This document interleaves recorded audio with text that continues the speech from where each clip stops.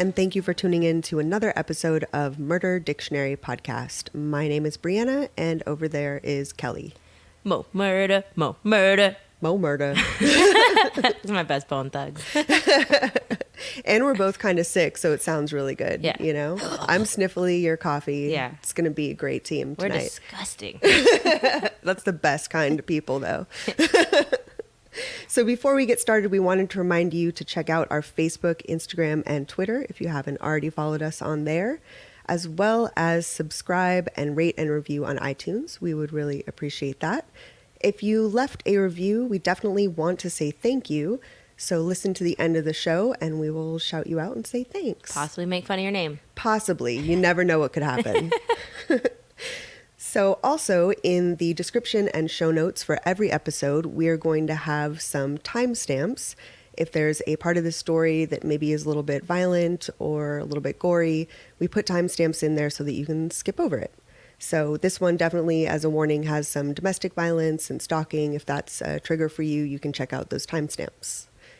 And in the show notes, we will also have some links to resources for domestic violence, for mental health resources, child protective services, anti-bullying, a bunch of stuff like that. So if you need any of those resources, check them out. Mm-hmm. Cool. In the description, we also put the link for our Patreon where you can access some merch and bonus content and stuff like that. And we have a few new people that are supporting on Patreon this week. What? So we want to say thank you to Key, Kristen, Shelby, Lindsay. That's it. Key, Christy, Shelby, Lindsay, Donner, Dopey. Exactly. Sneezy. I'm Sneezy. Thanks for keeping us off the streets, guys. So thank you again to Key and Shelby and Lindsay. And I forgot one already. Sabrina. And Kristen. I didn't hear Sabrina. I'm fucking up left. You guys, I'm sick. I've taken a lot of medicine. Yeah. I'm real robo-tripping right now, so words are hard. I didn't know we were allowed to take medicine before the podcast. I need to go medicate because I'm holding out. So thanks again for your support on Patreon. Definitely check out some of our bonus episodes on there and our merch as well. Cool? Cool. And with that, I think that we can get started on our case for tonight. What letter are we on? We are still on R because, well, I do all the research and writing and I want to stay on letter R. Whatever you want, baby boo. So I really like the music and rock and roll murders. It's just something that I'm really into. So researching these cases is super fun for me. Yeah, I hate them. Oh, no. I'm just kidding. I love them. So I don't know. I wanted to do another one. And in truth, there's like a couple others that I really want to do as well. Ours could be the best. We it's just the keep longest going. letter of all time. Just change the name of the podcast and let's do this. Yeah. So, I mean, I'm still got another rock and roll murder for tonight. I think I'm going to move on after this one. And if we have more stories that we find, then I can come back on letter M for music and do some more. Yeah, R for rap murders. Right? We could come back. I mean, there's going to be multi-alphabets. Yeah, so. rap, reggae, reggaeton, rockabilly. Yeah, there's just going to be so many music murders. Yes. So Rave, rap rave. Rave, rap, rave. So this week we are going to do the story of Dave Navarro's mother, Constance Navarro. Oh, snaps. I haven't heard the story at all, but I remember him talking about it. So. Yeah, he definitely has talked about it a lot in interviews, and then he also did a documentary recently. One of the cool things about tonight's story is there's a lot more perspective from the survivor or the family member and the victim instead of focusing on the life of the murderer, which I know that that's something that people want to hear and want to hear about the family members and survivors, and that's awesome, but sometimes the information is not there. It's not for lack of trying or wanting to include that information, but oftentimes I start researching and there's no information. It's just a name and like a really brief description. So luckily, with something like this, where the person that's the family member is famous, there's a ton of information.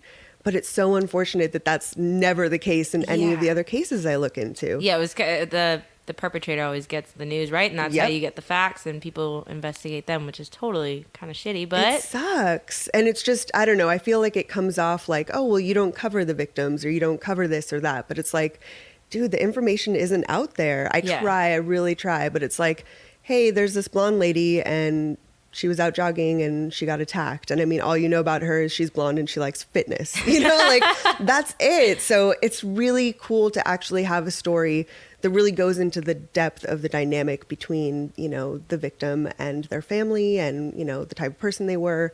And I'm really glad that I have this kind of story this week, you know, because I get sick of just covering the murder every time. Like, I don't know. It's nice to include that other information because it's there. Mm-hmm. So, with that said, we can get started on Constance. Can I just say that Dave Navarro is the only man that I like that can dress like that and I'll be attracted to? It's the only man that can get away with that in my life. I mean, he's got really sweet titties.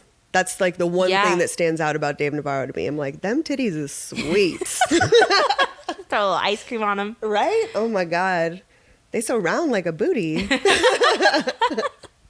I love them titties. But the one thing that I don't approve of about Dave Navarro is that he wears fedoras a lot. And come on, knock it off with the fedoras. Yeah, I don't like the whole outfit. So the fedora ties into that. Like, I don't like the tight style pants isn't on your dudes. thing. Not a tight pants man. Yeah, in the documentary, he's wearing like these lace-up side pants and shit. I'm like, okay, that's a little bit much even for me. I love different style of rock stars. Like, obviously, it's just fucking badass, but the fedora gets me. Like, you killed it. I was digging the lace-up pants, but you lost me at fedora. Lost me at English paperboy. Exactly.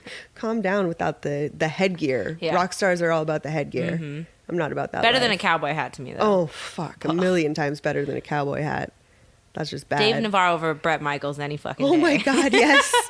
Bret Michaels and his glossy ass lips. His fucking weave. It's so bad. So this episode is focusing on Constance. So Constance Hopkins was the oldest of 3 girls from a middle-class family. Connie grew up in the late 50s in Los Angeles. So she totally looks like one of those beach bunnies, like blonde beach bunny with the little flip in her hair, if you can kind of picture her, you know. She did really well in school, and she actually went to college with her sisters. And friends and family describe her as a really social person. She was very active in her community. She was very outgoing and an active lady. They say that Connie was also really kind-hearted and warm and generous, and she was the type of person that made everybody feel like they were at home, you know? Aww. She was really into physical activities, and a lot of her hobbies were like swimming and being outdoors and hiking and stuff like that. She was really earthy, and she loved to just be outside. Every one of her hobbies were just being out, you know? She was really beautiful. And I know that's one of the only things that people say every time about victims. Yeah. But she was really gorgeous, and people always talked about, you know, how pretty she was and just her presence of how sweet and pretty she was at the same time. There was one lady that was kind of describing her as sort of this Disney princess kind of figure. I love that. Yeah, she was like, I swear, when she walked down the street, birds and animals would just follow her. She was really like a princess or something. I want animals to fucking follow me. I want to sing and then birds come to my window. Me and too. shit. I want to put my hand out in little bird lands. I just get a homeless guy yelling at me. From it's almost the same thing. You got a cigarette? God damn it. Why can't you be a blue jay? No, Mr. Bird. Dave describes his mother, Constance, as a very spiritual person. She was very grounded and very earthy. She loved nature. She loved children and fitness, is what he said. After she finished college, Connie began working as a model. One of the highlights of her career was being on The Price is Right. What? Yeah, I know, right? For some reason, I just love The Price is Right. It's the best. Bob Barker. So she did a lot of those kind of gigs, like game show stuff, like being kind of the assistant girl or the girl that's kind of next to a car, like here's a car, but also a beautiful woman. She was one of those 60s models that kind of looked like a stewardess. So they did her in stewardess ads. She did a lot of commercial work. A lot of TV footage is out there with Constance. That's amazing because you know she's gorgeous when she beat out 60 girls that look just like her, right? For the exactly same spot. the same. Like, oh, I got you confused with someone else. The other hot blonde or right? whatever in the room. In the early 60s, while she was still modeling, she met Mike Navarro. Mike was really handsome. He was very personable and outgoing. He asked her out. He said, like, as soon as he could. He saw her immediately and was like, that girl, I'm going to go for her. So she married him in the 60s, and they had a son, Dave Navarro, on June 7th, 1967. Growing up... Oh, sorry. His birthday is 6/7/67. I bet they planned that. That's so cute. They're like, if we fuck right now, it's going to be a 67 baby. Kid's going to have a rad birthday, man. Growing up, Dave had a lot of friends in the neighborhood, and Connie always had kids over at the house. Like I said, she was extremely welcoming and kind-hearted, and people in the neighborhood recall just always being over at their house, hanging out. She was cooking. She was totally just that mom that had a bunch of kids over all the time. And all the animals followed her, so why wouldn't the kids follow? Right? Everybody in the neighborhood really adored her. When Dave was 7, his parents divorced, and he moved to Bel Air with his mother. She got a condo and moved out of their family home. He won. He won that. That's the best. Fuck your dad, man. You go to Bel Air with your hot mom. Right? I don't even know. I think they were living in Sherman Oaks before. Like, their house was in Sherman Oaks maybe, and then they moved to Bel Air. I mean, that's kind of a trade up. Yeah. So Mike and Connie actually remained on good terms, which is awesome. They still had family time, and Dave recalls that they would just go out to dinner together and just catch up. And really, you know, even though they weren't living together, there was a lot that didn't change for Dave. Yeah. He still had his 2 parents that were very active in his life. God, if Disney did divorces. True story. So they split custody, and Dave spent time with both parents. It seemed like they had not just one of those every other weekend arrangements, but they actually had like fully 50-50 custody. They were really trying to make it work so that Dave really wasn't affected. They would split on weeknights and weekends and just go back and forth. Dave started playing piano around the time of the divorce. He just kind of leaned into music and got into something creative so that he wasn't really upset about what was going on with his family. A few years after taking on the piano, Mike went to a garage sale and found an acoustic guitar and gave it to Dave. And so Dave started playing the guitar. Star is born. Right? That moment. Yeah. Dave went to Notre Dame High School. I know where in that Sherman is. Oaks. Yep. That's right by where I buy my hair dye. That's how I know Notre Dame. That's where all the kids would buy Coke in high school. Oh, yeah. Oh, yeah. That's a real Coke school Yeah. for sure. For sure. A lot of people like very blonde, preppy. Yes. People named Buffy and stuff. Yeah. And like, you know, Chance or something. Chance the Rapper went there. Oh, shit. Never mind. Okay, Liam. Whatever. So he attended Notre Dame, and he was part of the marching band, which is where he met his future Jane's Addiction bandmate, Stephen Perkins. They became best friends immediately. They were marching band dorks and just hit it off. And he's like, I've pretty much seen him every day since then when we were 15. That's fucking amazing. Yeah. I don't so talk cute. to I don't talk to anyone from band anymore. Right? After the divorce, Connie began dating John Riccardi in 1980, but he went by the name Dean. A lot of these people in this story switch their names in this weird way that just doesn't make sense to me.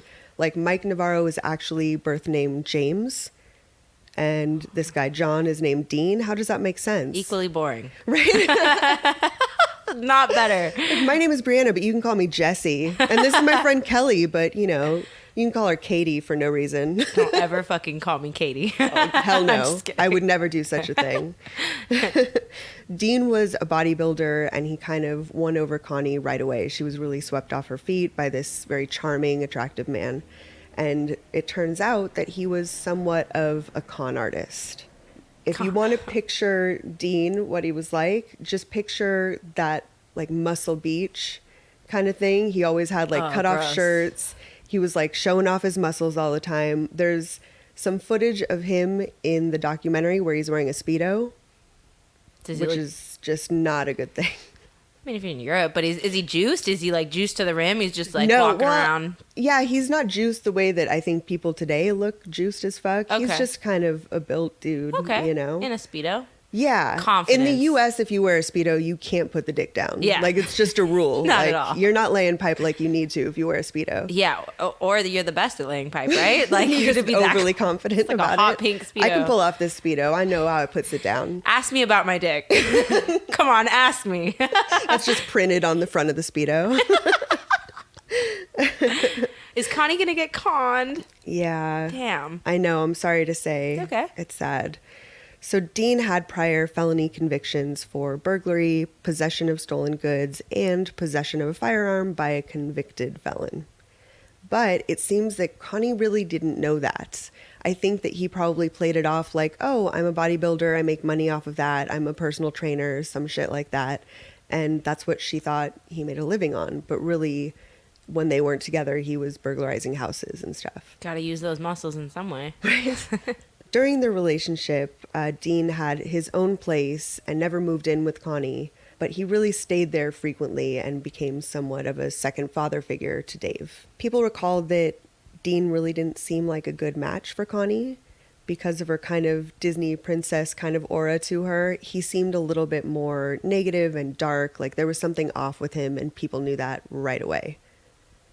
They found his behavior and his social interactions really weird, but they kind of dismissed it. They're like, oh, well, Connie likes him, so, and she's, coming out of this divorce, let's just let her have her thing. Yeah. It seems like everyone had that perception at the time that something was wrong, but they didn't want to, burst her bubble.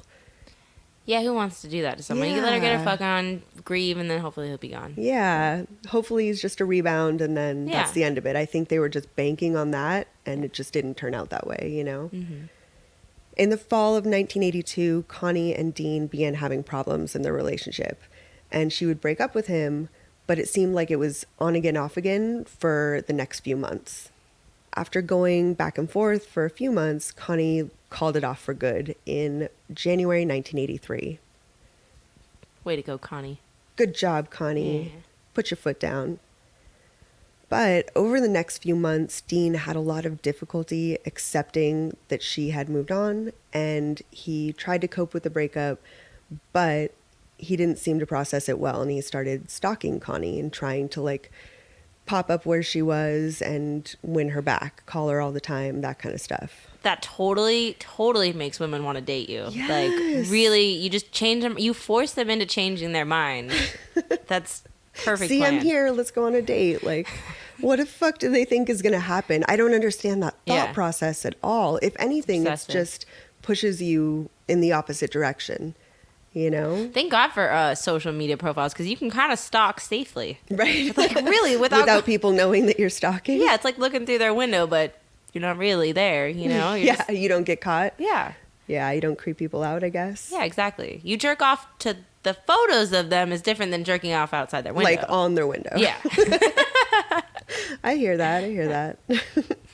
So friends say that after the breakup, Dean lost 20 to 30 pounds. Oh, shit. Yeah. And they recall that he was basically saying he was hopeless, saying that if he couldn't have her, that he didn't want to live, and he became severely suicidal. Okay, kill yourself. just don't kill someone else. I know that suicidality is not a awful. joke. No, it's but not. If it would have saved Connie's life, Then that's my thing. It's just ugh. Save the princess. I don't. If you're gonna be a weird stalker and just seek help, or just he really needed help. That's for his mental health and for some of the behavior that he was exhibiting. It was pretty bad. Yeah, it was pretty bad. But he began calling Connie constantly, and he would just hang up or just say something weird, and he was trying to win her back, but it didn't even seem like he was doing that. He was just being a fucking weirdo. He's gonna terrorize her. Yeah, that just sucks. trying to make her scared and crazy. So he would also show up to place uninvited just to see her, and he'd say, oh, well, I was just in the area, or oh, I was jogging by and I happened to pass this place I know you're gonna be at. What a creep. So creepy. Oh my God. Yeah, chills again. Yeah. He also tried to call some of her friends, and he would ask about her, ask how she's doing, what she's up to. And they say that he called at all hours of the night. Just 2 a.m. he'd be like, hey, how's Connie doing? And not even try and play it off hey, how are you doing? Second sentence, hey, how's Connie doing? Yeah. He would just immediately launch into this very obsessive, only thinking about Connie kind of behavior. So Connie informed the neighbors because it was a little bit weird and she felt pretty uncomfortable about it. And she let them know, we've broken up. If you see Dean around, he's not welcome here. He's not my boyfriend anymore. Keep your eye out and let me know if you see him. She began avoiding going places alone. And sometimes Dean would just show up anyway and he didn't care if her friends were there. Like, no shame. I fucking hate this guy. Yeah, so much. I know. Oh, man. It's just creepy. Like, why do you have to be awkward and weird and just accept it? There's so many vaginas in the sea that you could that would love to be stalked. Just move on. Yeah.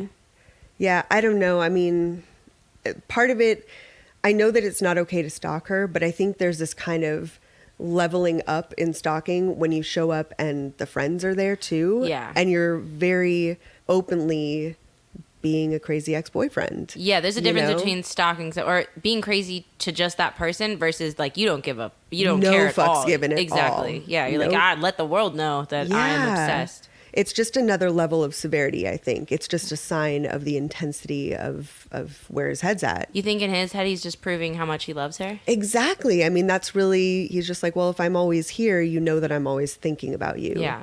That's fucking terrible. Yeah. So Connie at this point had an alarm system installed in her house just to make sure. But I'm not exactly sure if she had knowledge of his burglary skills. I think that was part of the breakup, was just knowing that he wasn't really making a living in a legal way. Yeah. But she probably didn't know that an alarm system wouldn't stop him. You need some like Khaleesi dragons. Right? That's some real security. That'd be good. Dracarius.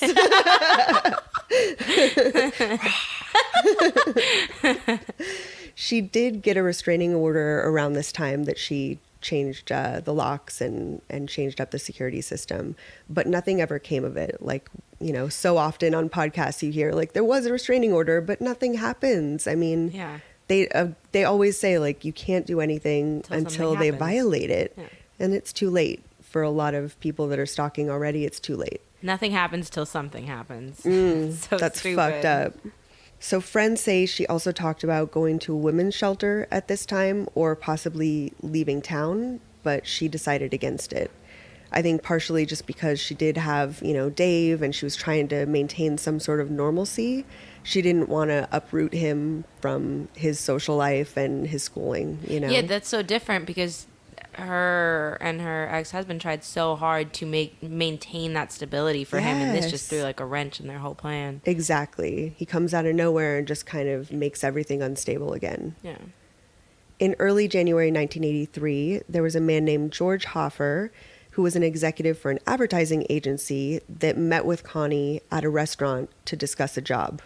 So they had a professional meeting, and apparently Dean was outside and saw this. After they had their meeting, they parted ways outside in the parking lot, and George and Connie shook hands, and George leaned in and just like kissed her on the cheek. Probably just a very Hollywood thing, you know, like a double kiss or whatever. It meant nothing, and she was going to do some modeling for him or whatever.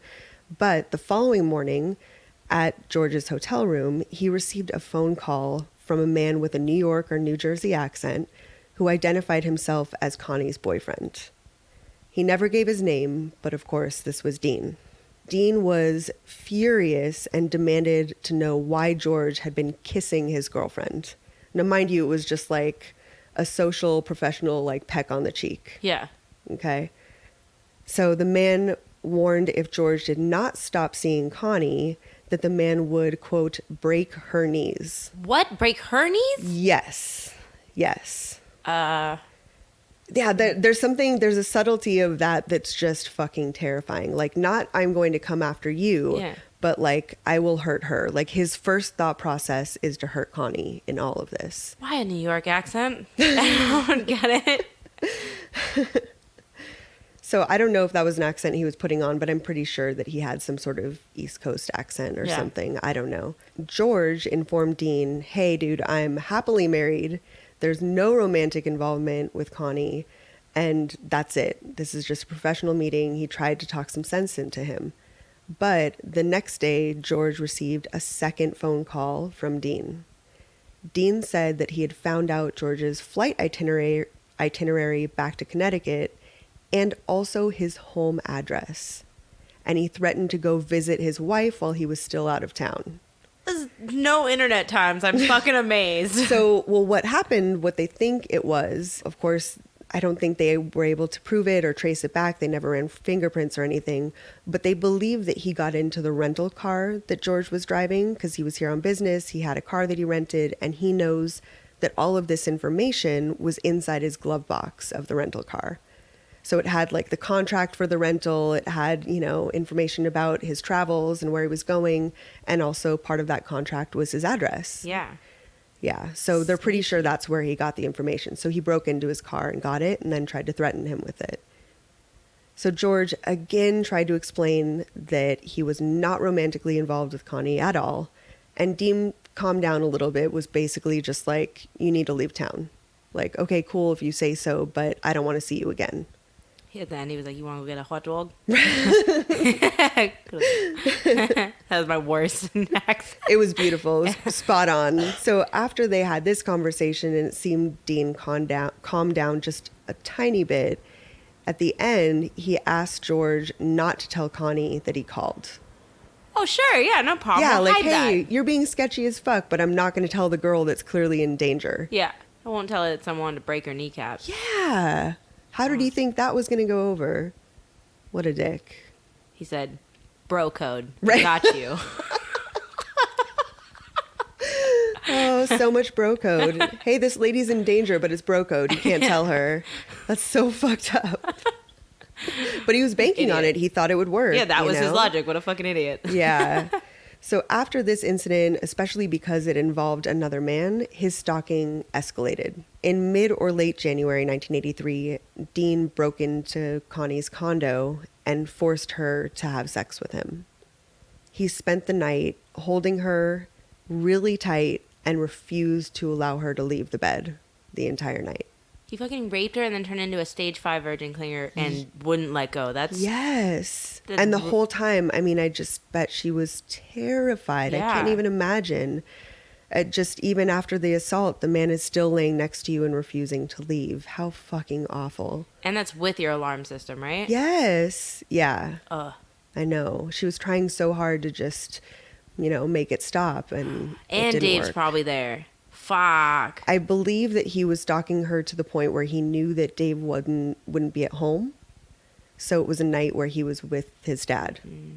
At the same time, I mean, you never know if he needs to come back and get something. I mean, Yeah. Dave was definitely in danger on top of her, So near the end of January 1983, Connie's car didn't start in the morning, and Dean suddenly appeared and told Connie he had tampered with the wires. Oh my God, I'm gonna cry. Yes. There's a lot more, but it's just. That's like a big fear. It's like my car's not turning on and then I see someone. Like that's happened where my Me car didn't start and I too. look and there's someone. I was like, hurry, Yes. please. Yeah, Every that happens to scene. me all the time where I'm just like looking around before I get in my car, Yeah. looking around before I start my car, looking in my back seat. Yep. Because I'm a woman, so I'm scared of being murdered all the time. Yeah, no, when I walk up to my apartment and then I fumble and I drop my keys to get to my It's the gate. I'm worst just because like, you're already "Which fucking key?" anxious, so you drop it and it makes it worse. And there's always dudes next to, like, staring at you while you try and look at the hotel. They're just Just staring at you. watching you struggle. Watching you. Fuck. So on January 31st, 1983, Connie had her locks changed. She still was just like, I'm trying to keep him out and not thinking about the fact that he's going to get in no matter what. did she report it? That's the thing. I right? don't know that information. Okay. Yeah, I know that at a certain point she had that restraining order and he kept violating it, but I don't think the police were ever called at a point where he was there and they were able to catch him. Like he did it. Yeah, he did something. Now Yeah. you got to do something because I now I have know. that restraining order and exactly what you needed to take action happened. So Yeah. I think more recently the stalking laws and more awareness of this kind of stuff is, I don't know, a bigger deal. I don't want to talk shit on the 80s because I love the 80s. But there's a lot of things that were fucked up, that people were still in that mindset of like leaving people's domestic problems to themselves, Okay. and not intervening or maybe not reporting it. As women, maybe she didn't feel as empowered or, Yeah. whatever it was. I don't know what her mind frame was, but I can only assume that there was something keeping her from from reporting it further. Yeah. I think she really did think that she could fix it. Yeah. That he would just give up. And I know she has a restraining order, but it's hard to tell someone that somebody you used to sleep with, that they came in and had sex with you. Like, yeah, I think this was still in that kind of era where she would have gotten some pushback of people being like, well, you were the boyfriend at some point, so basically there's some sort of entitlement to women's bodies that still really exists. Rape. Yeah, I think that sort of minimizing thing existed in this era. I mean, not that it doesn't at this point. Yeah. I mean, it still does, absolutely. Yeah. But I mean, so much worse when it was 25 years ago. In early February 1983, Connie agreed to meet with Dean to discuss his behavior. And she said, I will meet you in a public place. I will talk to you, but we have to go to a restaurant. So she asked a friend to drive her and pick her up 2 hours later. So she was supposed to have this meeting with him, but while they were in the restaurant, Dean pulled out a gun and held it to her and told her basically, get up and leave and come with me. And he took her out to the car. And when the friend came back a while later, Connie was nowhere to be found. See, we knew he didn't give a fuck about being in public at all. That would not stop him. Connie agreed to go with him. She was terrified, and she thought, again, I think there's this overwhelming thing where she believes that she could calm him down, that she's got a handle on the situation. So she was like, I'll get in the car. She thought she could talk some sense into him. And she convinced him, he was like driving around LA. She was like, let's just get a hotel here, because he was trying to take her out of town to God knows where. So she convinced him to stay in LA. They got a hotel. She felt it was less likely that he would hurt her if she was so close to home and in such a densely populated area. There was some sort of rationale there that she would be safer. Yeah, you drive out, you're either desert or mountains, so... Yeah, in the middle of nowhere where all the bodies are hidden. Exactly. Yeah. So during the weekend, because he kept her for a few days, he made her call a bunch of her friends and family and explain that she had gone out of town with Dean. And he was sitting there while she was on the phone trying to make it seem like they just went on a romantic getaway. And just left her kid? Like, no, that's suspicious. Right? So she explained that she was with Dean during these phone calls, but she reassured everybody that she was safe. She sounded nervous from what people recall, but she just kept telling them, you know, it's okay. I'm staying with him this weekend. We're in a hotel. It's fine. She didn't give out her information of where she was, but she said everything was okay, don't worry. At the end of the weekend, Connie did convince him to let her go. So she left and went back home. And bought a shotgun. Right? Seriously. I bought a new house. Shit. Seriously. With a shotgun. And Khaleesi dragon. When she got home, her friends and her ex-husband, Mike, all told her this was kidnapping. She was trying to minimize it, again, trying to say, like, everything's okay. It's going to be fine. I've got it under control. And everybody was like, no, this man kidnapped you, you know? Yeah, because you don't want to make it a bigger deal in your head, though. I understand what she's doing, but it's like, dude, if you really did just get kidnapped, but I would freak out if... Yeah. You know? I think there was some sort of, you know, thinking that she did have it under control, but also denial of just like, it's not as bad as it seems. Because if she really does say, hey, this guy kidnapped me, then maybe there's that, you know, trigger in her brain that's just like, oh my God, I'm in serious danger. Yeah, and then you freak out and then everything goes to shit. But she's already been raped and kidnapped. Yes. So. It's terrible. In mid-February 1983, Connie invited Dean to a dinner at a restaurant again. No. But for a double date. So there was a few people around the table. And once he arrived, Connie and her friends tried to plead with Dean to leave Connie alone. The friends recalled that he did agree to move on while he was at the dinner with them. But they say he had this weird, angry smirk on his face. Like they knew that he was just telling them what they wanted to hear, but he wasn't going to stand by it. Yeah, I'm sure he's just plotting in his fucking head. Yes. I would not show up to a restaurant or a double date when I just heard this guy brought a gun to a restaurant. Exactly. Yeah, no. What? I mean, I love you, but I'm No. not going somewhere where a guy's going to pull a gun on me. No, or I just bring my own guns. I'll give you a gun and we'll just bring... Now we're even. We're both packing. Just outnumber them. Fuck, and just aim it at his kneecap the entire time. Yeah, it's just, I can't even imagine what was going through their heads No. that they would, you know, think, okay, I'm going to invite this very dangerous man here and try and talk some sense into him. He's clearly beyond that. Yeah, they're thinking they cared about Connie that much. They're trying to help, and I know they're doing the best they can, but that's a very scary situation to put yourself in.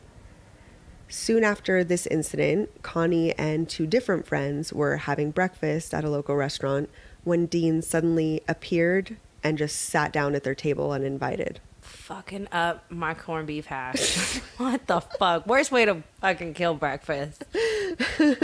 So they recalled that Dean said absolutely nothing and just stared at Connie for a straight 3 or 4 minutes, just silence. Because everybody was uncomfortable at the table, the one friend that actually didn't know Dean decided to try and kind of break the ice. He knew that the girls at the table were very agitated, very nervous, very scared. And so the man that was there tried to just reach out his hand to him and say, "Hey, my name's so-and-so." Like, just do an introduction to get him to talk and break this crazy tension. Yeah, stop fucking staring. Yeah. Check, please. Hey, man, be cool. Yeah. Dean still said nothing. Tell that bitch to be cool. Be cool, honey buddy. He still said nothing even after the friend tried to introduce himself. But he did reach out and shook hands with him. And then he stood up and he made basically finger guns, like a gesture of a gun, and pulled the trigger. No. At Connie. I thought it was funny finger guns. It was just one slow finger gun. Yeah, it's not like pew pew right after you come and you're like, yeah, good job, buddy. Yeah. I would have liked if he went to go shake his hand and did one of those where he was like, psych. Yep, right back into the hair, like a Fonzie move. Yeah. Yeah, no, this was terrifying. Yeah, that's totally scary. making finger guns at her, very threatening.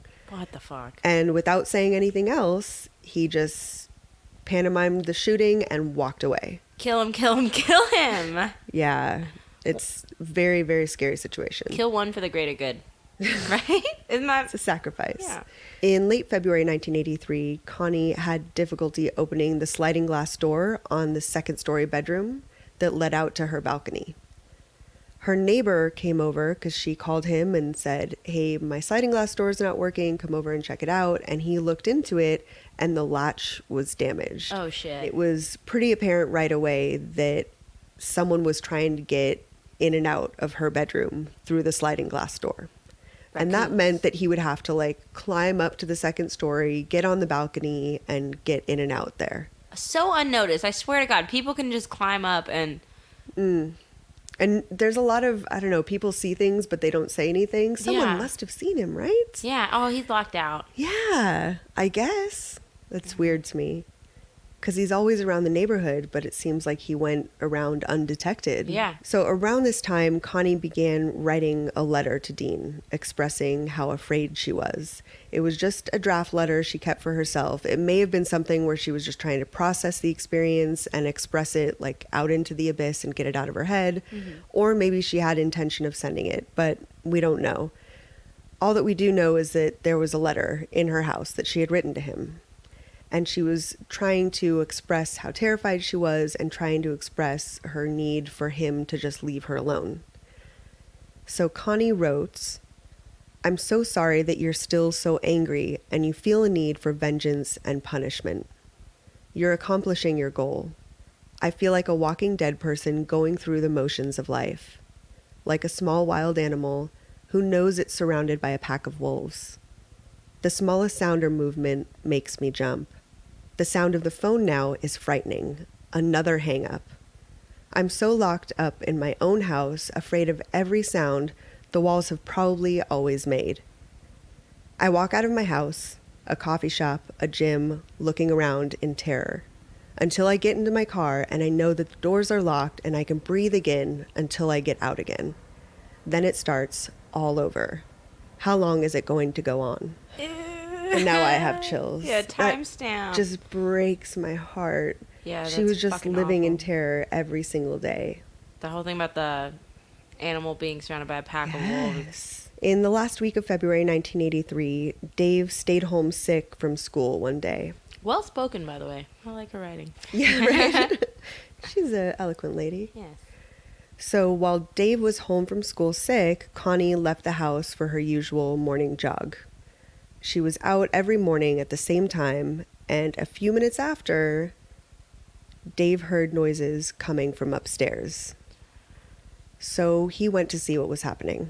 When he got upstairs, which is where Connie's bedroom was, he saw Dean taking the entire sliding glass door off of its tracks to sneak into the house.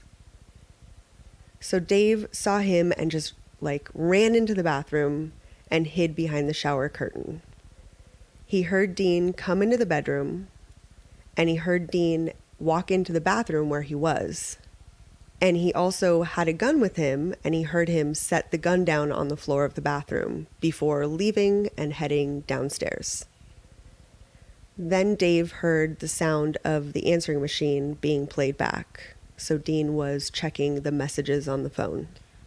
Dave kind of had this instinct where he was just trying to figure out how to get out of the situation. So he yelled out to kind of alert Dean that someone else was in the house, you know?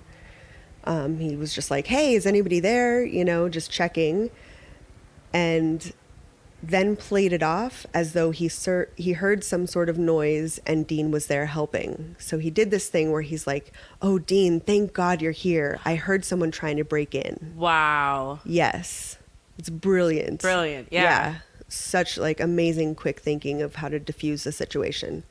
So he hoped that this would give Dean an out to be like, oh yeah, well, I'm glad I saw something. I'm glad I chased him away. Okay, I'm going to be on my way now. Yeah. And then that would be the end of it. He's a hero, not a creep. Right? He was trying to give them that out of playing it off like that. Dean instead played into it and he was like, show me what happened. Show me what you saw or whatever. They went into the bedroom.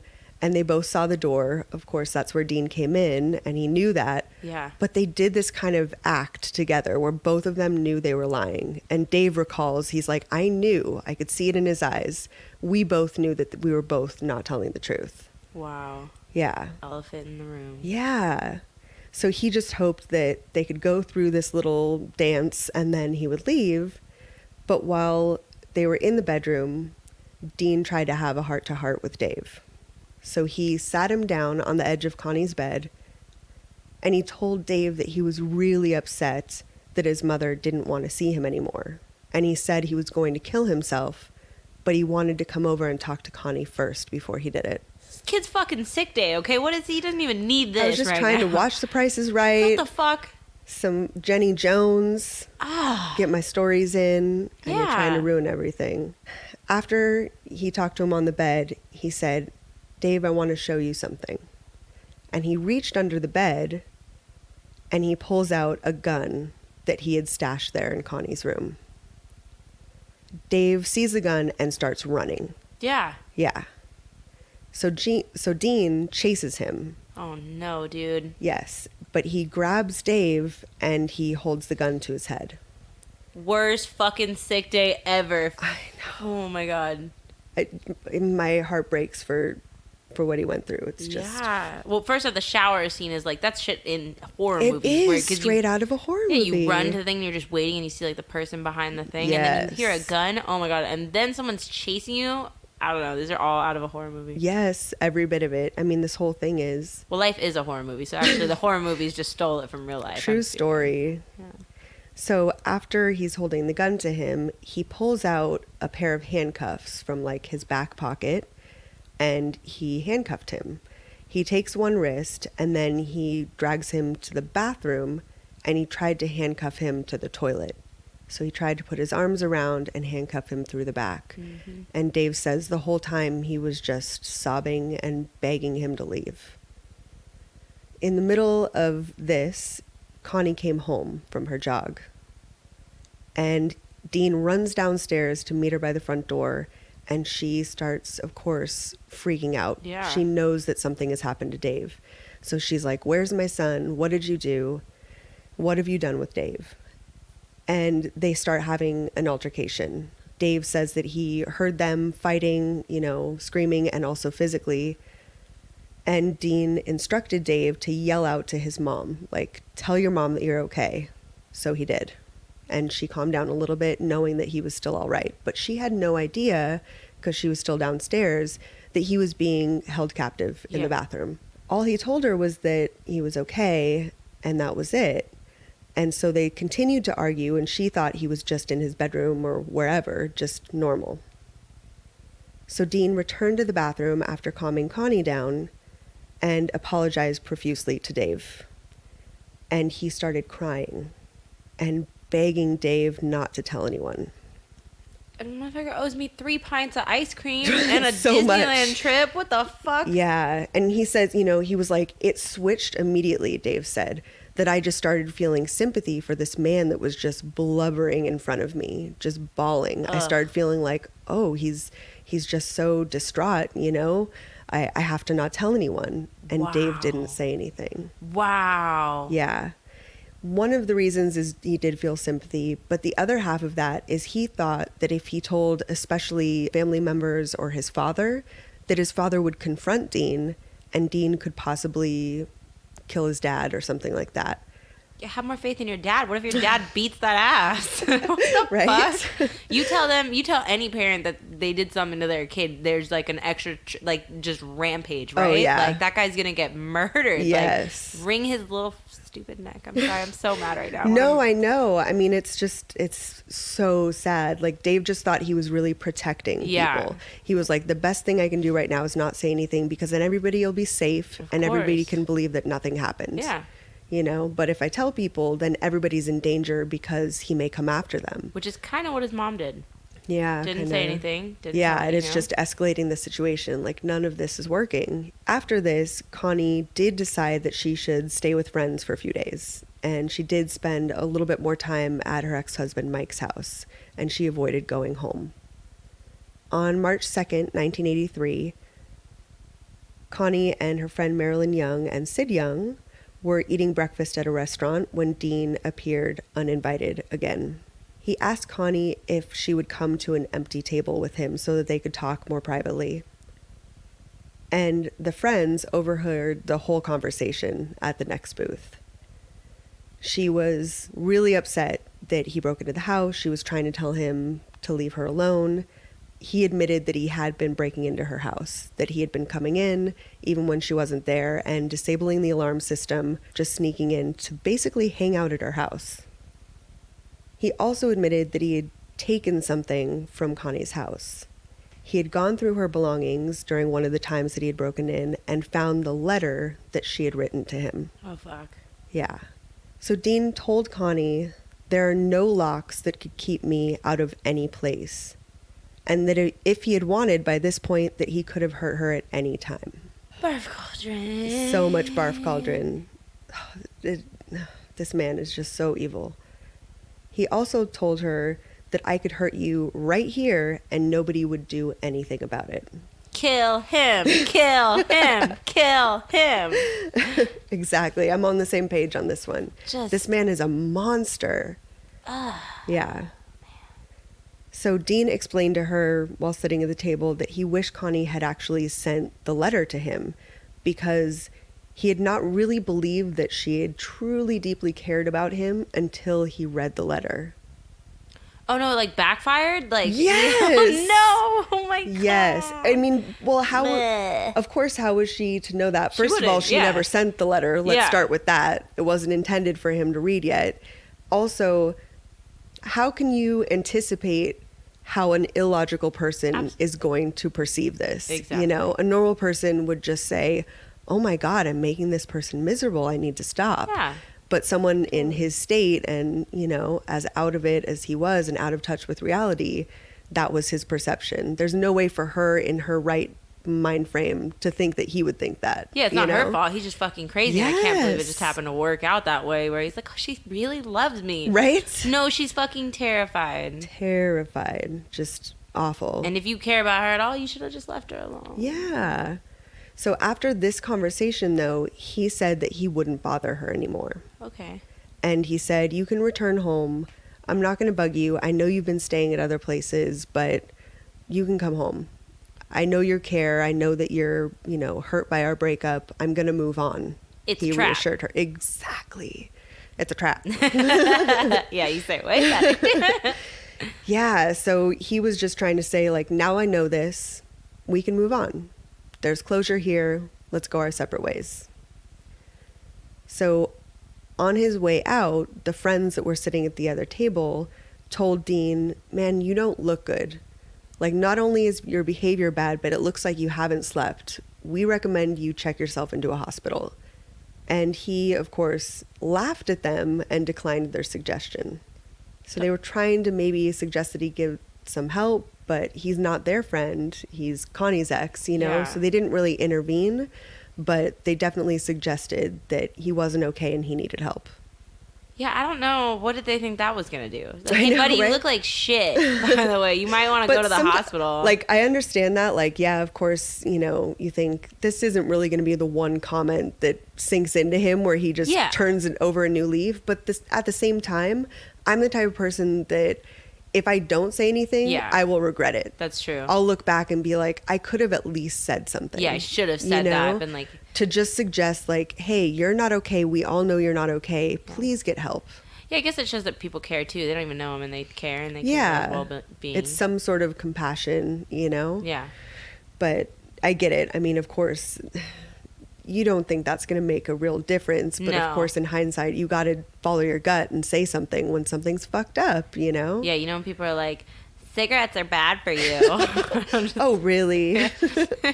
So, I mean, it's just kind of obvious that he needed help. Yeah. But, I mean, someone needs to, you know, once maybe one person says something, then nothing changes. But if 20 people say something, maybe he's like, oh, these people are onto something.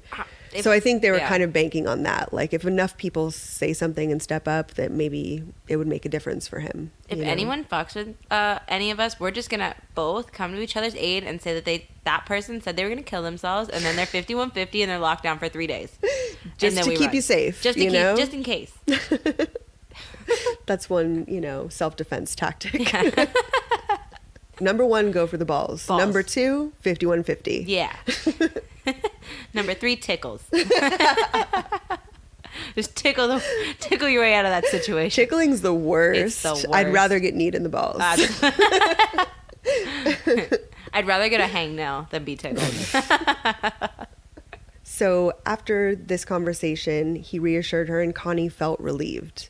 She decided to return to her home that night against the advice of her ex-husband and her friends. Even though she returned to the house, she agreed to let Dave stay with Mike. Partially, it was because of the safety issue, but also that week, Mike was busy on one of the days that Dave was supposed to stay with him. So they decided to trade days as part of the custody thing. So it was like, hey, it's not really safe. Maybe Dave should stay with me a little bit longer and then you could take him on this other day that I'm busy.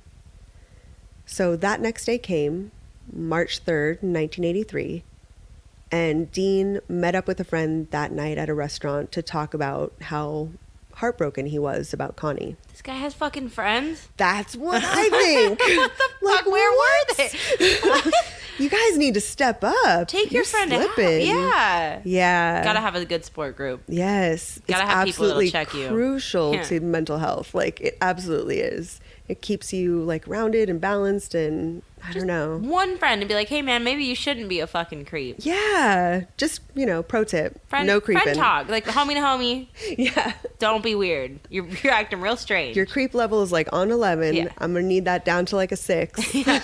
Bro, does she have a restraining order on you? Yeah, maybe you should, you know, calm it down. That's when you pump the brakes. Yeah.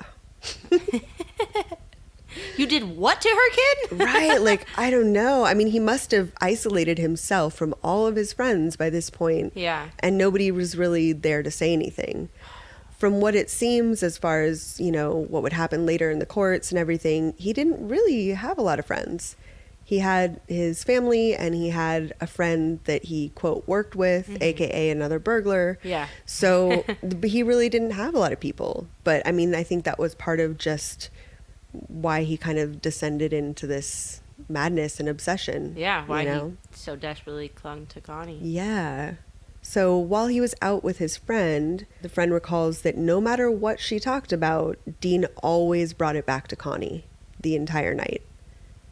She says that he sweated profusely and appeared to be really agitated and nervous. He also brought along the letter that he'd taken from Connie's house and presented it to his friend, and she was completely horrified. She advised Dean to leave Connie alone and move on with his life, like any normal person would. Thank goodness. Yeah. Before leaving the restaurant, Dean instructed his friend to call Connie's house. No. Right? I said, leave her alone. That's the exact opposite. Did you not hear me? Yeah. No, I'm not going to do that. But this person, this fucking jackass, and I didn't include their name.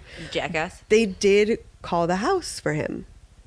He probably had a gun under that table. Well, yeah, I guess, I don't know. Maybe they did it under duress and they were afraid of him. Maybe. There's that possibility. I didn't really actually think of that, to be honest. But whatever. Yeah, I just feel like after that conversation, you would not do that. Yeah. Especially, I don't know, there's something about this person that was a friend was actually an ex of his and was a woman. Yeah. I don't know. There's something about, like, as a woman, you should be like, hey, I'm not going to co-sign this fucking bullshit, you know? Like, I'm not going to do that and terrorize this woman.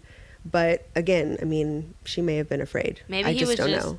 Fucking sweating everywhere, and she's like, I gotta get this guy out of here. Yeah, she's like, I'm just way too moist for this. I gotta go. You're fucking sweating on my waffles, man. Fuck.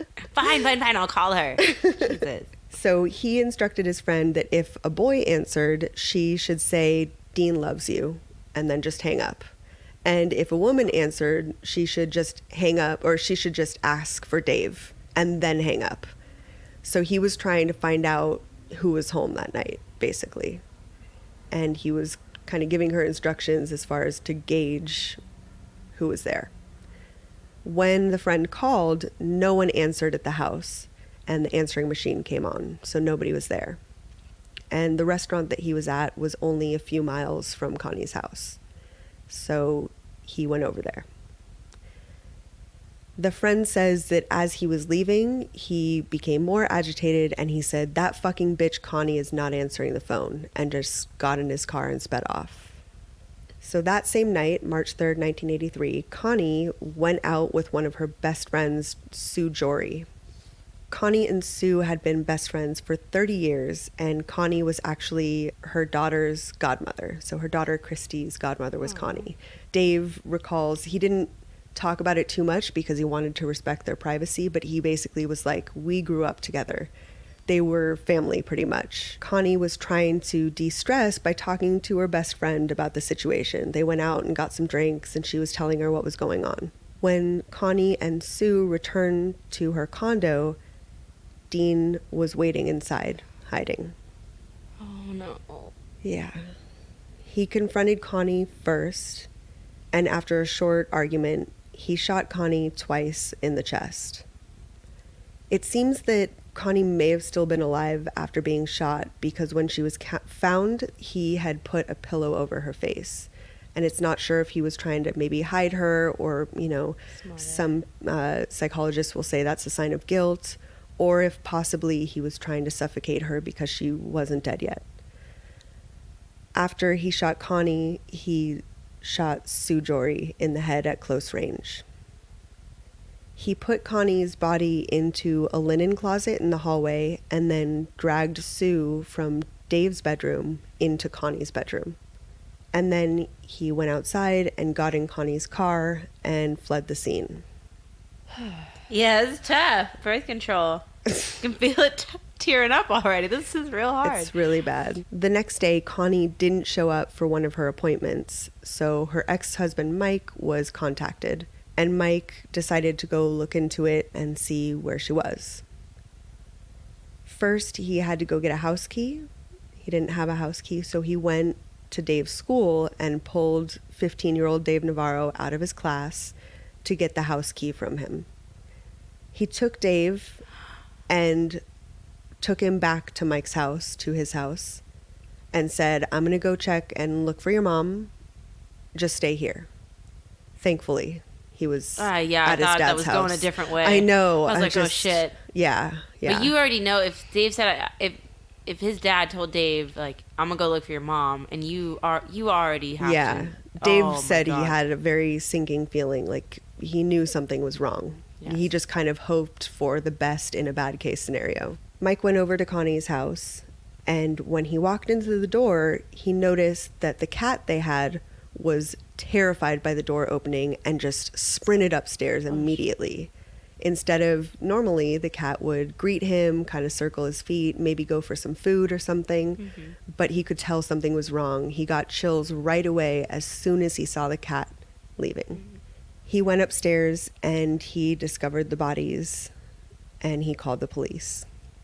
As the police were arriving on the scene, one of Dave's friends from school had called his mom's house to talk to Dave, and the police answered.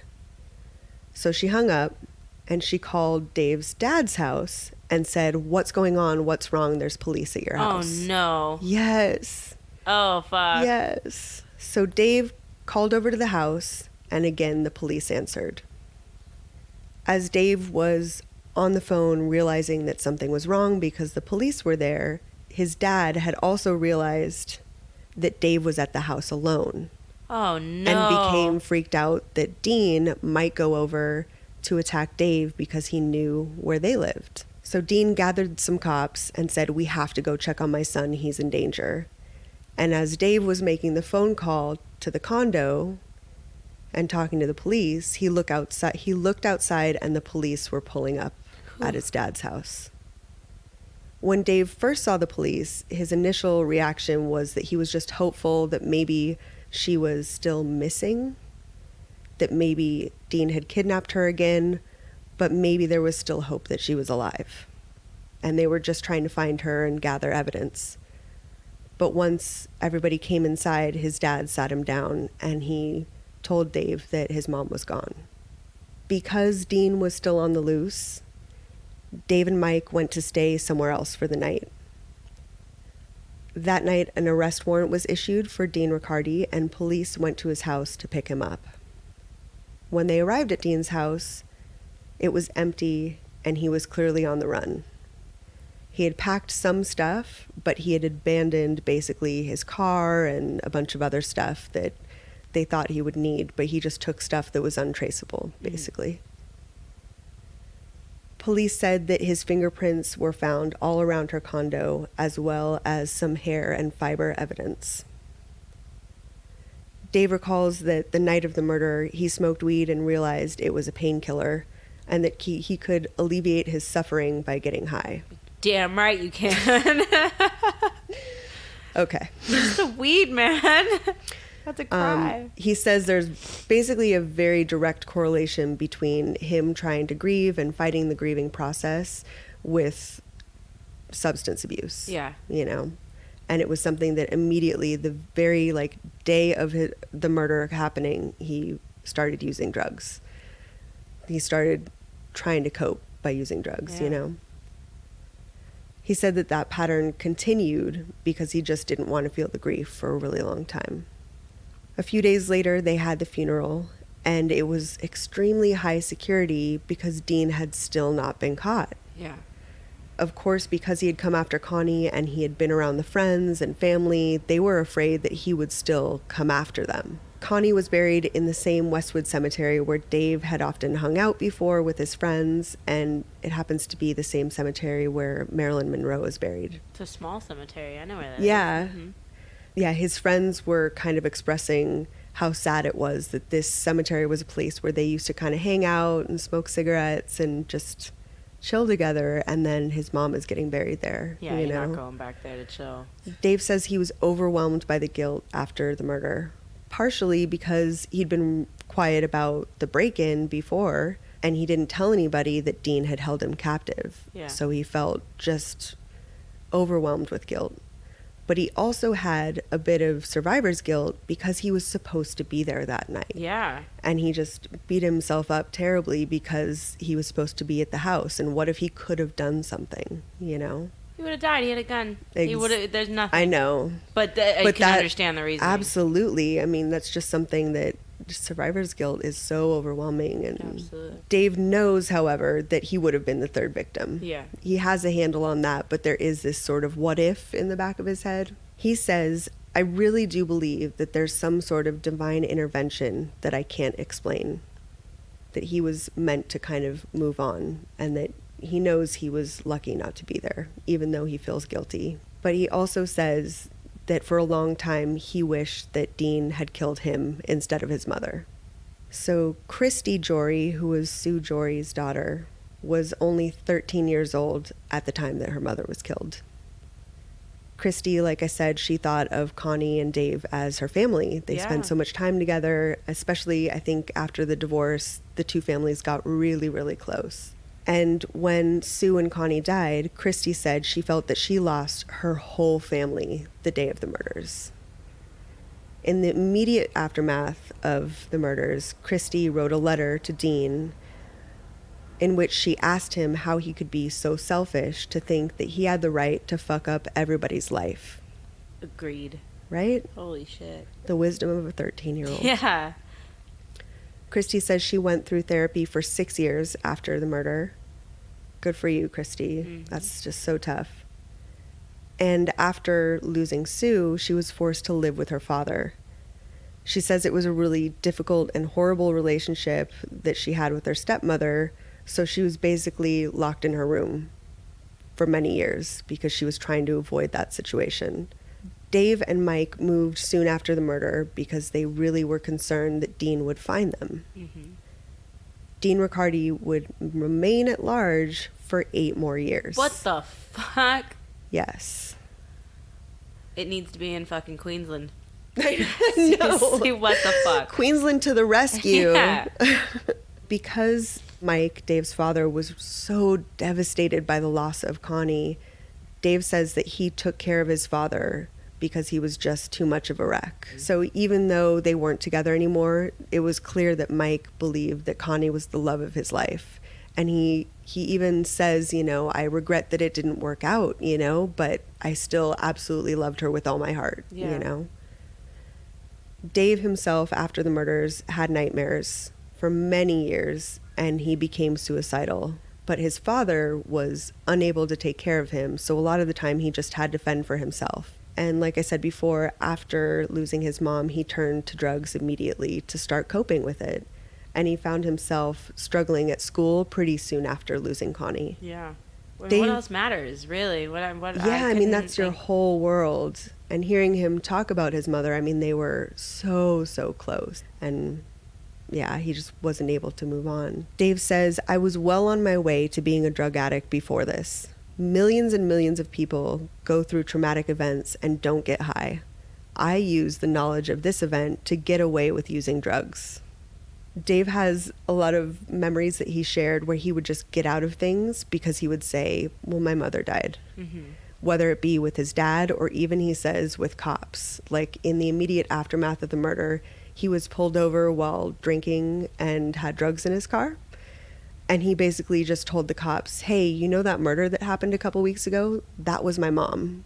And the cops felt bad for him, so they let him go. You get a fucking pass. Yeah. Go on your way. And he said that was a pattern that continued for a long time, where it was just years and years of people being like, hey, man, that's not cool. And he's like, well, what am I supposed to do? You know, my mom was murdered. Of course I'm broken. He's not lying. You know, I mean, really, I mean, yeah. He was just more in touch with the fact that that's what he was doing. Yeah. He was very pointed about it and said, I'm going to get away with things because this part of my life was so terrible. Yeah, he just been like, fuck you don't know me. Right? But he was like, no, my mom died. And everyone's like, all right. Yeah, they're like, okay, well, that's the end of that conversation. Touché. Like, after getting into drugs pretty heavily, he was expelled from school. Yep.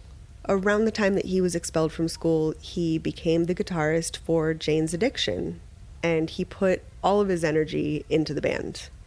And he kind of realizes that it was another thing that he was using to not focus on the pain he was experiencing. Of course, Jane's Addiction went on to have a bunch of hits in the 90s. And they made songs like Jane Says, Been Caught Stealing, Mountain Song, and Stop. We know Jane's Addiction, right? Yeah. Okay.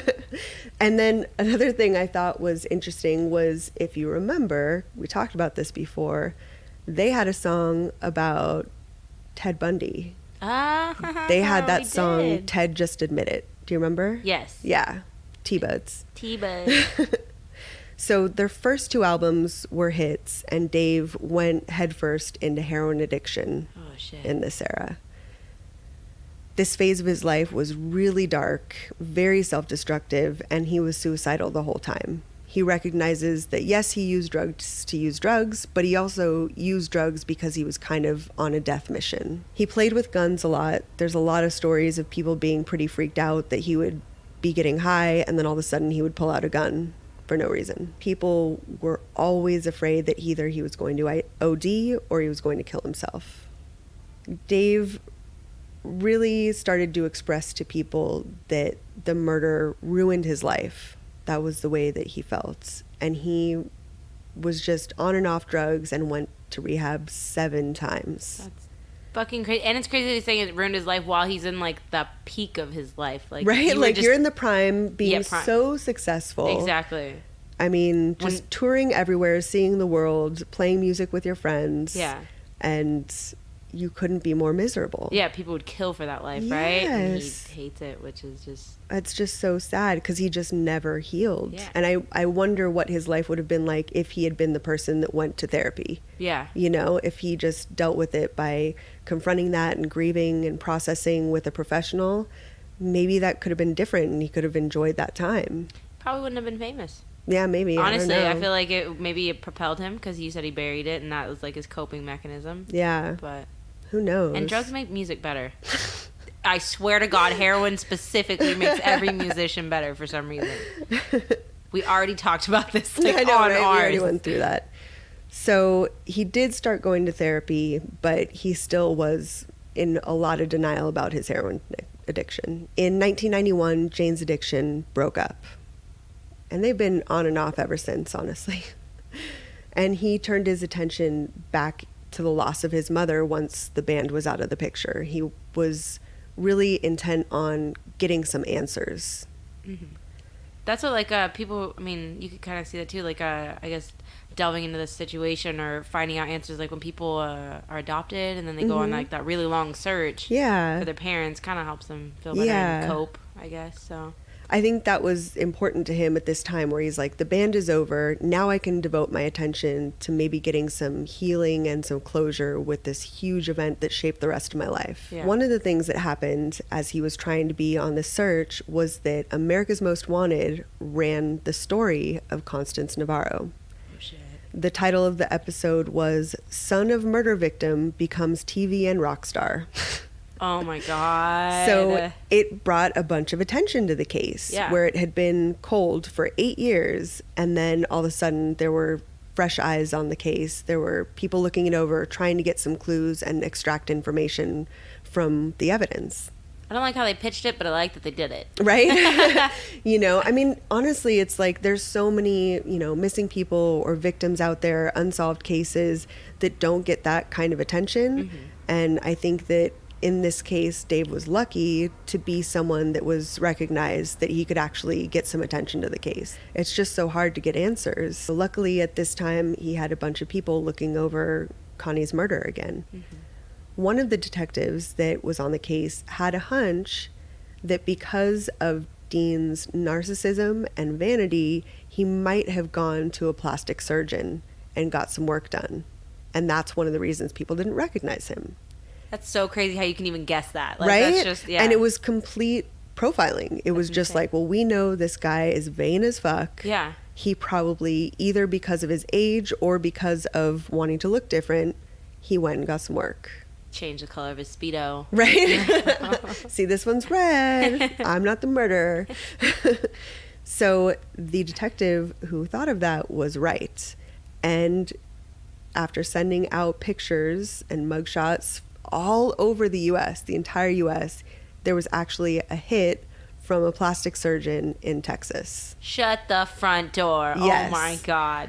So this plastic surgeon came forward and said, yes, I know that guy. I worked on him. He was one of my patients. He had his nose shortened and he had a mole removed from his face. That's it? Some lipo. You know, we won't get into it, but I got some work done. Hiding on a budget.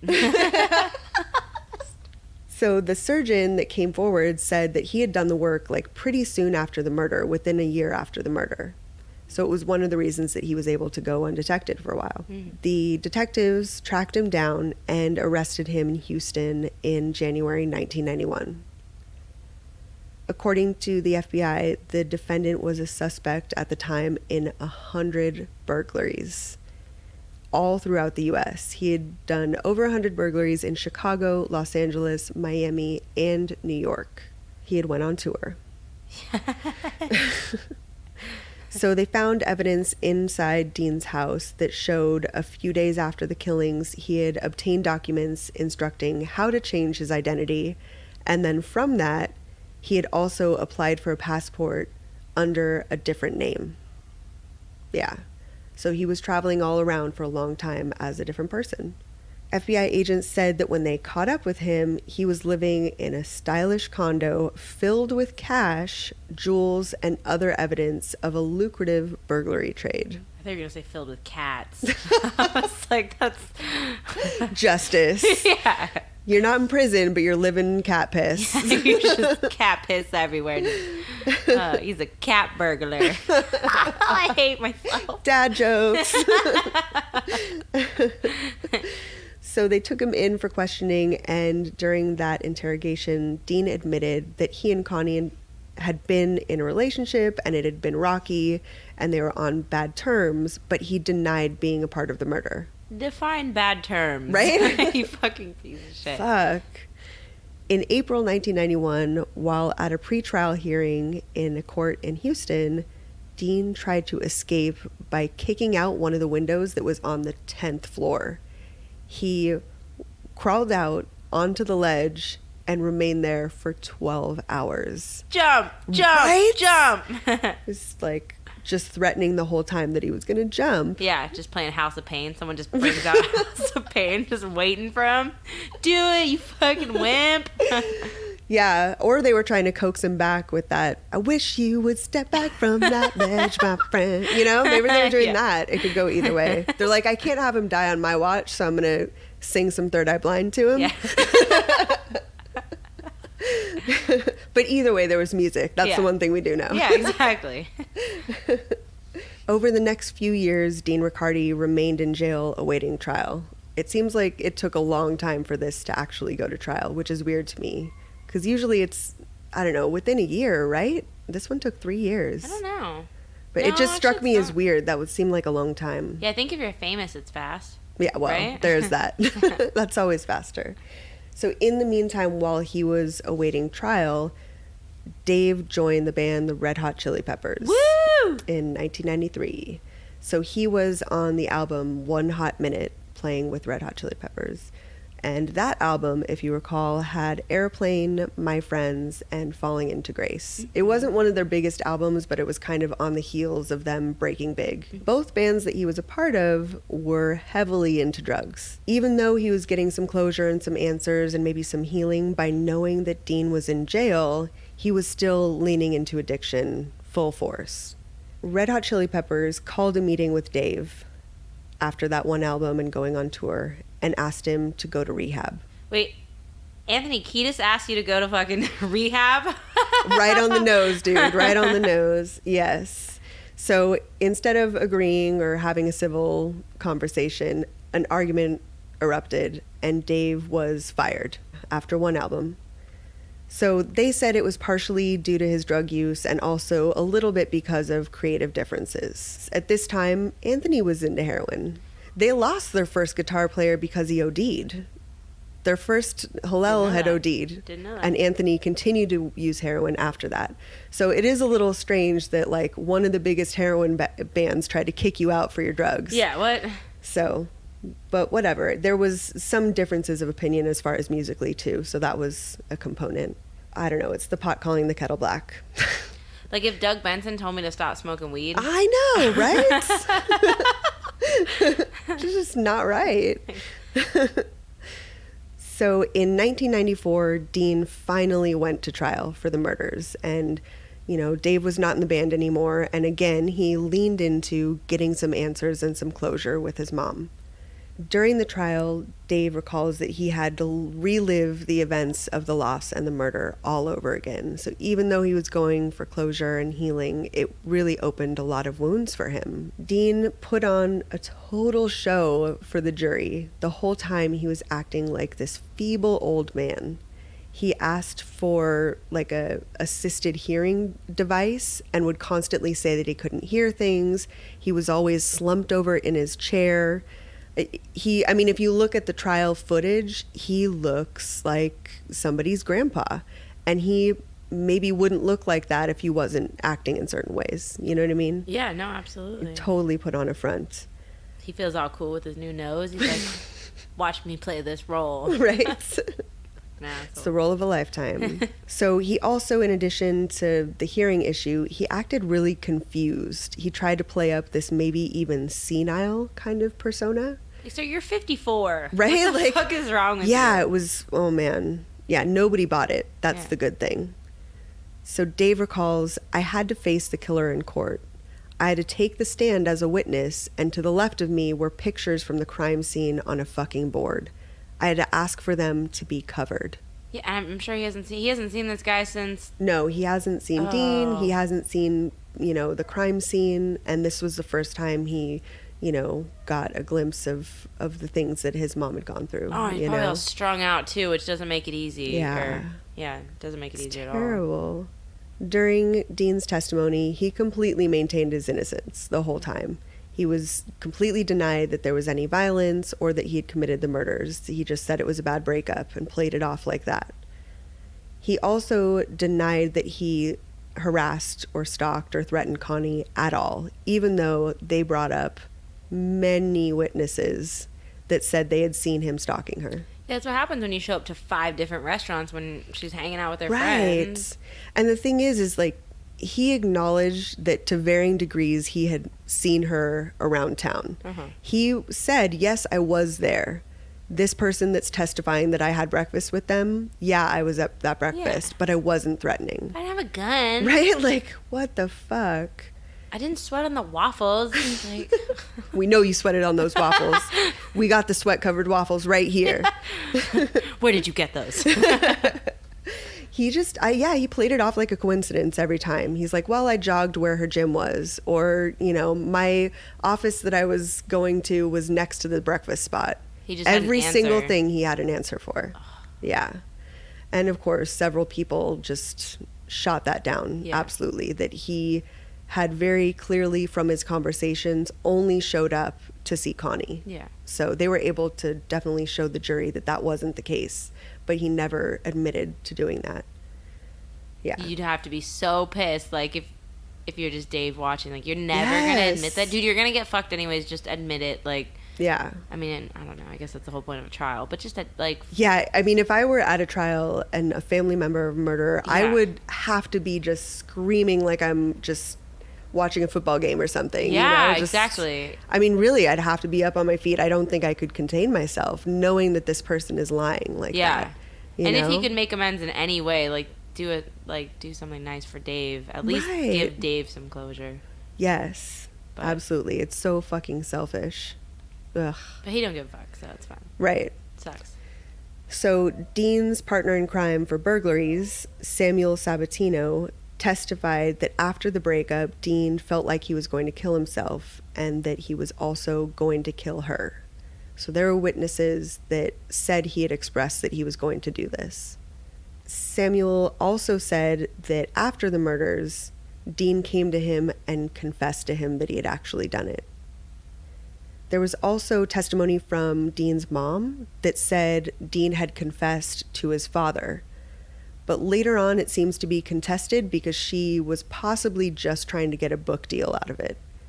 Oh, my God. It's really unclear, but I think it's worth mentioning that there was more than one person that said that he had confessed. How detailed can she go in her book? I just don't. Who cares about you? Yeah, who gives a fuck about you, dude? Yeah, no one cares about you, dude. I don't know, but she was trying to monetize it, basically. Wow. This tragedy.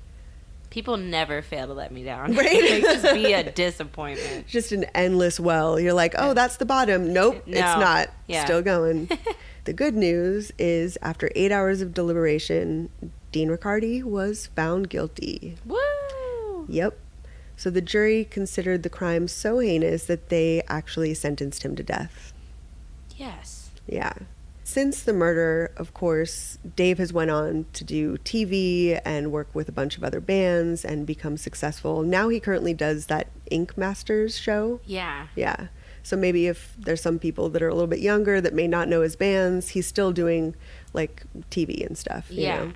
He does like a lot of like don't know if doesn't he do like a lot of like BDSM stuff in the area? Oh, yeah. Okay. Yeah. Mm-hmm. He's a real blood play fanatic. And he's a suspension person. Oh, he's hardcore into suspension, yeah. yes.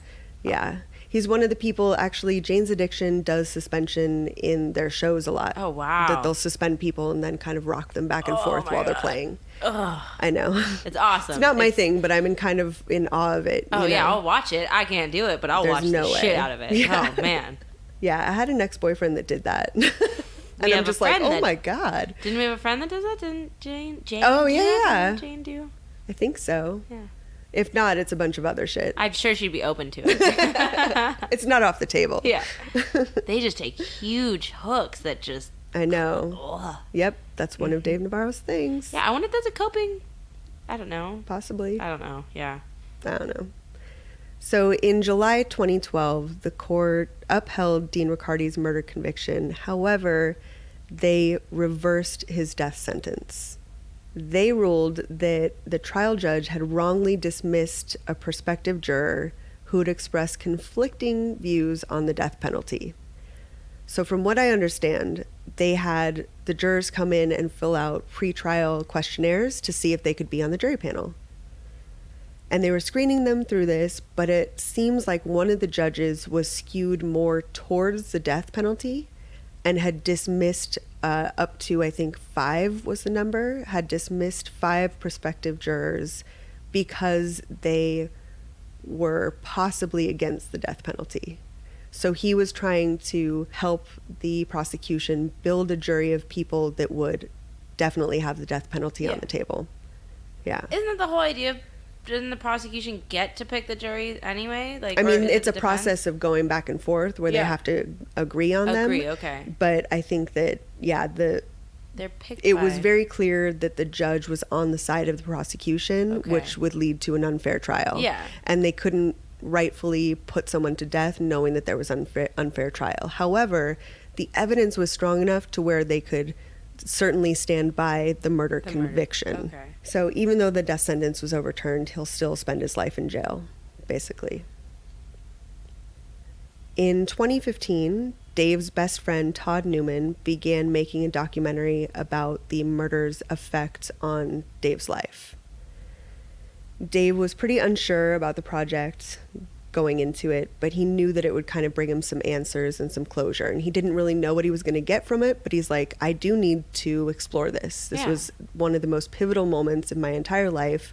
I got to dive into it. And your friend's doing it for you, too. That's gotta be a little more comforting than an outside. Absolutely. He said, there's nobody I feel safer with. This is my best friend, and I want him to tell this story. Yeah. And he also said it would be kind of a tribute to his mother's life and just telling her story. Through that, he acknowledged that there would definitely be more clarity on his own feelings, that he didn't know what that would look like, but he knew that it would help him. In addition to those motivations and getting some closure, he also said that there was this feeling going through as a family member of a murderer where he didn't see anybody else talking about it, where there was no one else out there that he could say, oh, this person is telling my story and that I'm not alone and that I can relate to someone.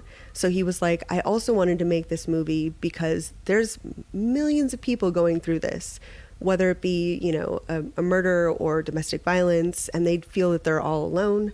And if I could put my story out there, people would know that other people have gone through it and come out the other side. Even your friend Christy, right? Like, even a little bit closer to home. Like, she went through the exact same thing you did. So, and what the outcomes...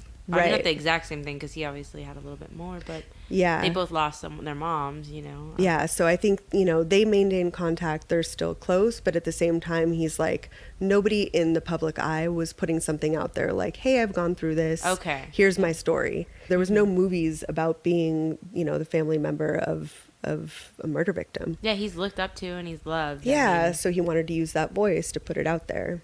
He was really prioritizing putting out the family member's perspective because, like I said earlier, it's usually just the murderer. Yeah. And that's all the information you can find. It's not that anybody doesn't want to cover it, but there's not, enough information out there. So he's like, I can put that information out there of what it's like. And a lot of people that do go through that, I like how you're saying, it's like a positive thing to show people that'll be okay. Because, like, he did go down that path that everyone expected him to go down. Yeah. Like drugs and... self-medication and stuff like that. And he did, come out. So he did go through Exactly. what people thought he was going to go through, and the bad and the negative side to it, but came out. Because I feel like sometimes we haven't seen someone do both, where it's just like either you completely fail or you're a complete angel and going through and being, talking, doing like a bunch of speeches and stuff like that, and being active in that area, I guess. But yeah, I think that he was trying to give people hope that even if there's moments where you struggle and you think your world is going to end and you're hopeless, that doesn't necessarily mean that it has to be that way forever. Yeah. That you can come out the other side. I fucking love Dave Navarro. I know. So Morning Sun, the documentary, it's really good. I like it. It does show some, gruesome stuff, not just of the murder, but some of the things that he did while coping. So he includes a lot of footage of him really going off the deep end, of him doing some really unstable behavior, drug use, a lot of BDSM. It shows that because he's like, this was kind of the road that I was on. Where did you stream that or watch it? Amazon. Okay. Yep. Check it out. It's good. Well. Yeah. So it really does focus on those dark coping mechanisms, but then it highlights also what I appreciated, his sense of humor. Yeah. And him and Todd would talk and maybe joke about things. And of course, you and I do the same thing. Yeah. I mean, there's really no subject that's off topic or, out of bounds for him. He will joke about the murder even, you know? And for him, it helps him heal. He's like, if you can't make light of this, then what are you going to do? Straight up what we say all the, really, yeah. I can't summarize how we feel because... It's just, he's very intent on expressing that humor helps him cope, that it helps him heal. He says, it was also important to just have there be a fucking break for 5 seconds because it's heavy, heavy, heavy, heavy. At a certain point, it becomes a little too much. And then he goes on to just crack jokes about his mom. I mean, I think that there's a lot of people that cope that way. Mm-hmm. And I relate to that. And I'm glad that he expressed that as part of the perspective of a family member of a murderer's, experience. Yeah. That he goes through it. And even though it was awful, he's able to joke about it because he wants to make things light. During the filming of the documentary, he also got his mother's portrait painted in his own blood. And they show that process. Oh, wow. Yeah. And I'm going to post that picture. It's really interesting. For him, that was just a way to tribute to her and give a part of himself be a part of the artwork. Through the documentary, he also had the opportunity to visit Dean Riccardi in San Quentin. Yes. Yes. So Dave says that the meeting really didn't play out the way that he had really envisioned in his mind. He said, I wanted it to make me feel scorn and anger and rage, and it just didn't. There was no confrontation, no screaming, just an awkward exchange. But he still walked out of it feeling a sense of relief. Okay. Even though it didn't really play out the way that he had anticipated, he still felt better having done it. He says that having confronted that sort of monster figure in his life made everything else seem minor in comparison. Absolutely. If you can go face to face with someone who took away your mom, you can do anything. He felt really empowered after it. He says, the next time I have to step on stage in front of a festival audience, maybe it's a little less scary because I've already faced my mother's killer. He said, it kind of makes things right-sized. It does bring things into perspective, you know? So it's pretty interesting. It didn't play out like he thought, but it was definitely a healing point for him. So a lot of his friends, even after making the documentary, which is in 2015, so it was only a couple of years ago, people say that he has clearly had some sort of transformation and healing, that he really seems like less guarded, a little bit more light, a little bit more open. Dave says, after my mom was killed, I had always focused on the death, on the murder, on the tragedy, on the loss, on the trauma. I'm way more in touch with who she was as a person now than I was before making the film. I had to dig into the trauma to get to the beauty of my relationship with her. So now he has a little bit more removal from the actual events and really focuses on her life, her as a person, their relationship, all the special things that they shared because he was able to process it through the documentary. And those are the memories you want to stick with instead of just those like crime scene photos. Yes, that's really what he needed to get in touch with. So now this association where he only thinks before of the murder when he thinks of his mom. So anytime it would come up before, people would be like, it would immediately go to the murder. But now he says once he thinks of her, he doesn't even really think of that. He thinks of her. What was that one? I forgot, because weed. That one murder, I don't remember who it was, but they even said, they were like, I'm never going to forget the way, like, I can't remember any other memories, just what my mom or whoever it was that they saw, their family member, like, what they looked like when they died. And that was the only thing they can remember. Like, that's awesome. Yeah, he definitely had that sort of struggle where he says he would close his eyes and he would envision what his mother went through. All the time. Either it would be nightmares or even while he was awake, he would just close his eyes and think, how did he kill her? He would like go through it in his head of like, did she struggle? Was it gory like this? Was it gory like that? And he would have very violent visions when just thinking about her. And now he's able to have that chapter closed and really think about her as separate from that incident, you know? Good job, Dave. Yeah, I know. It was really cool to see that process. Fucking inspirational. Yeah. So through doing the documentary, he also became really passionate about speaking out against domestic violence. He says that, you know, before doing the documentary, he hadn't really thought about it as a story specifically of domestic violence. He had thought about it as a murder story, and that's it, you know? But really thinking back to the events of what happened and everything leading up to it, he was able to put it into perspective that that's what was going on with his mother, that, you know, the silence and not saying anything and thinking she could solve it and all these things fit into the category of being a domestic survivor, you know, being a victim of domestic abuse, I should say. So he started getting involved in fighting domestic violence. So Dave says, I think partly because I was so close to the events as a child, especially being in the 1980s, those words weren't really thrown around a lot.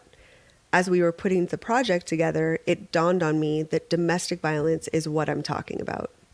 So it really brought that clarity to him. In recent years, Dave has become involved in advocacy work. So he's worked for domestic violence organizations. He's partnered with Safe Horizons Put the Nail in It campaign and also appeared in a PSA for the No More campaign. He's doing a lot of more charity work, silent auctions, speaking out and trying to tell his mom's story. And you know, the documentary was part of that, but from that, he's decided that that's like one of his new missions is to speak out against domestic violence. Oh, he's got a new passion. Yeah. That's awesome. Yeah. So that's the story of Constance Navarro and Dave Navarro and Sue Jory.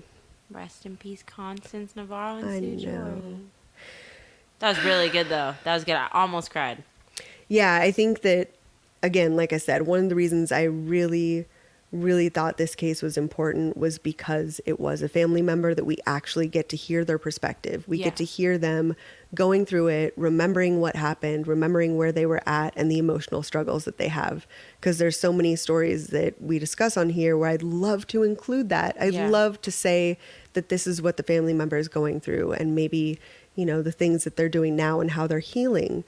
But the information isn't out there. And I absolutely love that the information is out there on this case. And he's got the fresh, like he was there before and after, you know, so he was the closest to her before and he dealt with everything after. So you get that perspective, but you could see what everyone else said and their perspective and their view, but it's like he was really there. Yeah. And he's the one saying it in his own words. It's not just some like newscaster or newspaper or podcaster being like, oh, the family member suffered. Like it's actually him saying, this is what I felt. This is what I went through. This is where I'm at today. And here's what worked for me. And here's what made me feel better. It's very hopeful because he is really on the other side of it now. He's been sober for a long time. And he's really, of course, like I said, just active in giving back and really, you know, into this cause. It's really awesome. Does Dave Navarro want a true crime and chill? We could make hit us up a Navarro sandwich. Toasted. My side's toasted. Yeah, I know. He's really, I mean, I think I would recommend the documentary to anyone. Like I said, there's some, drug use and BDSM and, violence and stuff. It's just really a good story, though. You sold it. Yeah, just all my favorite things. Done. Say no more. Yeah, I don't know. I know some people don't want to see that, but it was really, really awesome to hear him tell his story. And I think the documentary really did a great job of saying this is what it's like for someone to struggle. This is what the journey is like to find healing and find hope. I'd so much rather watch that than a romantic comedy any Oh day. my God, yes. That is so Mark Yeah. Colton all day. Yeah, there's some awesome stuff in there. There's like him dressed up as a girl getting stomped on with some heels and shit. You know what I mean? So Jerk I'd off. much rather see that than, a rom-com for sure. Jerk off. So I just think it does a really good job of just telling his story and telling Constance's story. Yeah, check it out. Yeah, Amazon Prime that shit. Yes. It's streaming for free? If you have Prime. Well, you could just sign up. Or if you have my password. Or you could just, they give you free free month. Yeah, if you every just time. like... You just make an email every time. I don't know why people pay for Prime. It's so ridiculous. You're all about that just cheating the system thing. Yeah, because even if they do charge you, you just call them back and then you hit a button and then they refund your account.